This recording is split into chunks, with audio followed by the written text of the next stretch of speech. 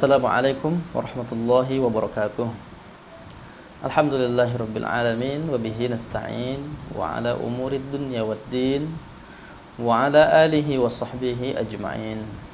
Asyhadu an la ilaha illallah wahdahu la syarikalah wa asyhadu anna Muhammadan abduhu wa rasuluhu la nabiyya ba'dah. Kaum muslimin musliman yang dimuliakan Allah Subhanahu wa taala.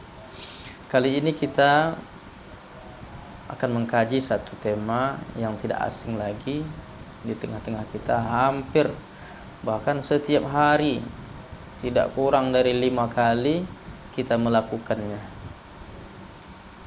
Dan itu andai kita melaksanakan sholat 5 waktu. Tapi kalau kita laksanakan dengan sholat-sholat sunnahnya, boleh jadi yang akan kita bahas ini juga bukan hanya 5 kali saja, tapi berkali-kali kita laksanakan, yaitu bab wudu. Wudu ini biasa, orang Islam sudah tidak asing lagi ketika disampaikan perkara wudu. Tapi kita akan membahas dari sisi-sisi yang berbeda. Pada kesempatan ini kita akan pahami, kita mulai dari makna wudu. Poin pertama yang kita bahas tentang makna wudu. Wudu itu diambil dari al-wadha'ah. Maknanya al-hasan. Al-hasan artinya kebaikan. Dan kedua, makna wudu itu juga dipahami dengan istilah an-nazafah. An-nazafah artinya kebersihan. Orang Islam dia berharap kebaikan. Kalau dia berharap kebaikan, salah satu yang bisa dilakukannya berwudu. Orang Islam dia tidak hanya bersih dari sisi fisiknya, tapi dia juga ingin bersih batinnya, lahir dan batin.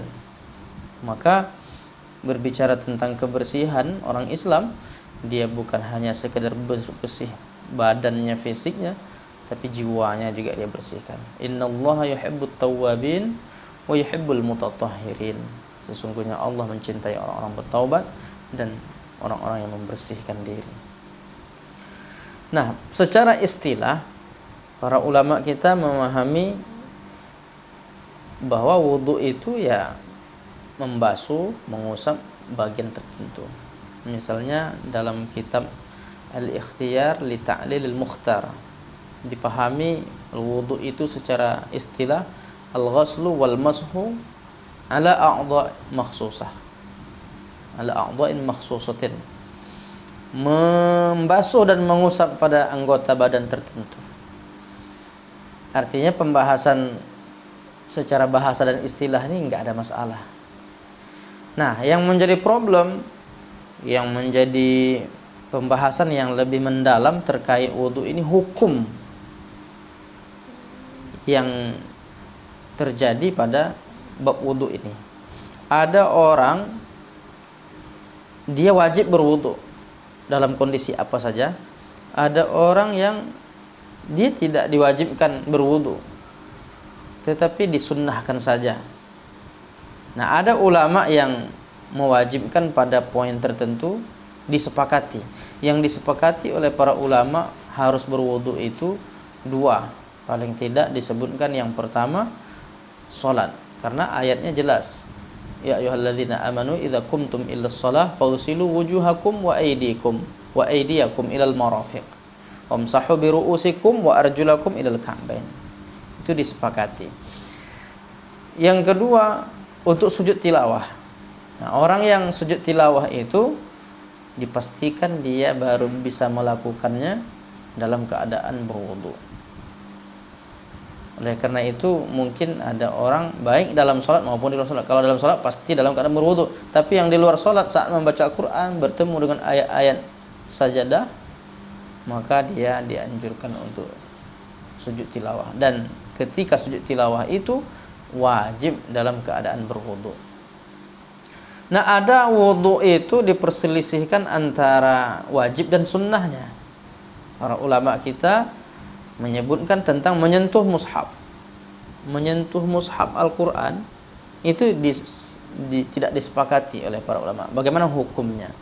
Dalam mazhab yang 4 sepakat menyentuh mushaf itu wajib dalam keadaan bersuci, berwudu, tidak dalam keadaan berhadas. Tapi dalam mazhab zahiri, nah itu tidak dipahami wajib, tetapi dianggap kalau dia berhadas kecil boleh, hanya kalau berhadas besar haram dia menyentuhnya. Jadi kalau mazhab Hanafi, Maliki, Syafi'i, Hambali sepakat, mau hadas kecil hadas besar sama-sama dia berhadas, dia tidak boleh untuk menyentuh mushaf kecuali dalam keadaan telah suci dari hadas kecil dan besar. Nah, itu ada perbedaan berarti. Kemudian masalah tawaf. Tawaf itu juga diperselisihkan oleh para ulama tentang apakah boleh seseorang itu tidak dalam keadaan berwudu. Kalau dalam mazhab Maliki, Syafi'i, Hambali, 3 mazhab, itu jadi syarat sah. Syarat sah orang tawaf itu dia wajib berwudu. Tapi dalam mazhab Hanafi dia tidak dipahami sebagai syarat sah. Kalau syarat sah itu orang yang melakukan tawaf dalam keadaan tanpa wudu, tawafnya tidak sah. Tapi dalam mazhab Hanafi yang menarik memang dia membedakan antara wajib dan fardu. Nah, dalam mazhab Hanafi melaksanakan tawaf itu wajib. Wajib dalam artian andai tidak dilaksanakan wudu, wudunya tetap sah karena dia bukan syarat sah. Hanya dia berdosa melakukan itu, bertawaf tanpa berwudu. Cuma kalau ceritanya sah atau tidak dia melaksanakannya, sah tawafnya. Di sini ada ikhtilaf antara ulama mazhab jumhur dengan mazhab Hanafi. Kemudian untuk yang diperselisihkan juga oleh para ulama bahwa khutbah Jumat. Ulama mazhab Syafi'i dan Maliki mengatakan khutbah Jumat itu disyaratkan orang yang khotib itu yang dia dalam keadaan berhilang dari hadas kecil dan besar. Maksudnya dia sudah berwudu.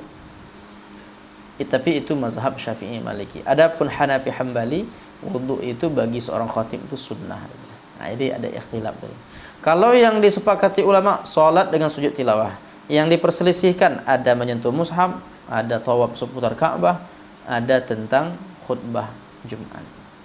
Inilah paling tidak yang bisa kita kaji pendahuluan tentang hukum berwudu ini, mudah-mudahan bermanfaat. Terima kasih atas perhatiannya.